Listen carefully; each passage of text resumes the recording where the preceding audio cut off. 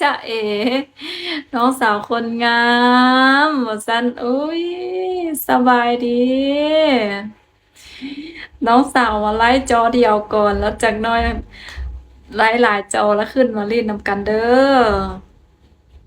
ปากมาทักมาทายมาเว้ามาลมกันเล่นเนาะพอม่วนๆพอได้นอนหลับว่าซั่นสวรรค์ของหับผู้ใดในคำอ้อนวอน คนสุดท้ายที่น้องสิฮักสิดนบ่คือเทื่อก่อนสบายดีเด้อเดต้าขอบคุณ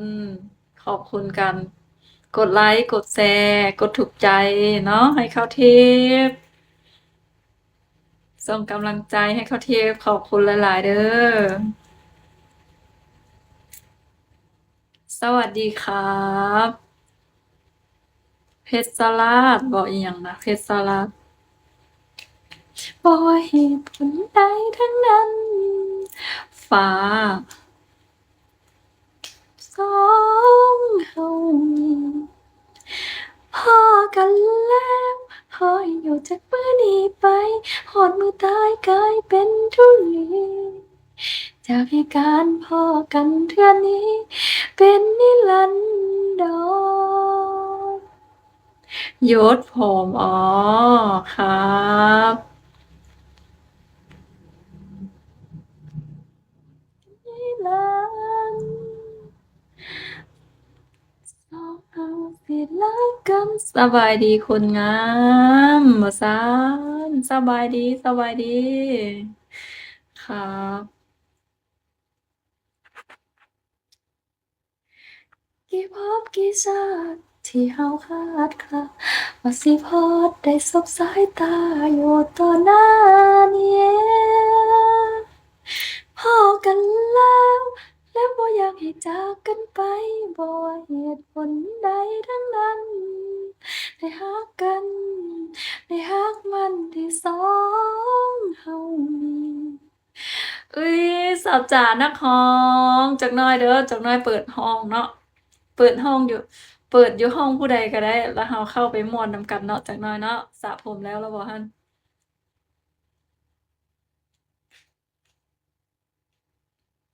พอกันเทื่อนี้เป็นนิรันดรสบายดีเด้อสบายดีไอ้พุดสบายดีสุดหล่อ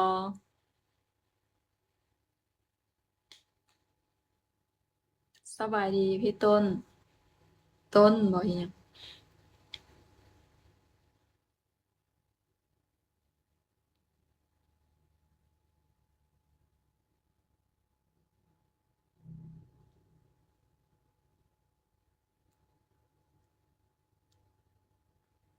คนธรรมดาสบายดี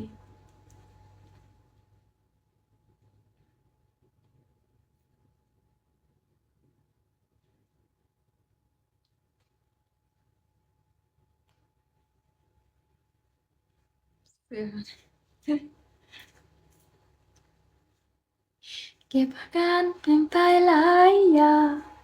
บ่เจอบ่หายแต่อายเหินห่างคือเป็นหลายต่างแท้น้องก็จักแม่นยุ่งกันนะอิหยังแหน่คิมอยู่แท้ฮู้บ่ทัก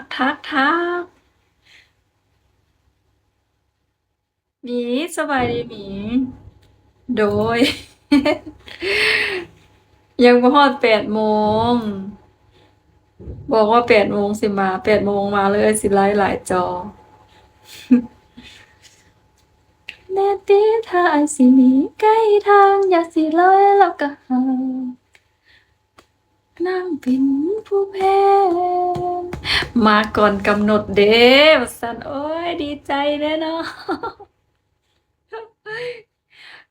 เป็นตาฮักเป็นตาแพงแท้หูความอันนี้น่ะเนาะ เทิงบ่สบายดี มันบ่มีอารมณ์อยู่ต่อเด้ โอ๊ยไปปะทะกับไผแล้ว ไปไปปะทะกับกิ๊กผู้สาวบ่ แต่มื้อนี้อ้ายคือเปลี่ยนคักแท้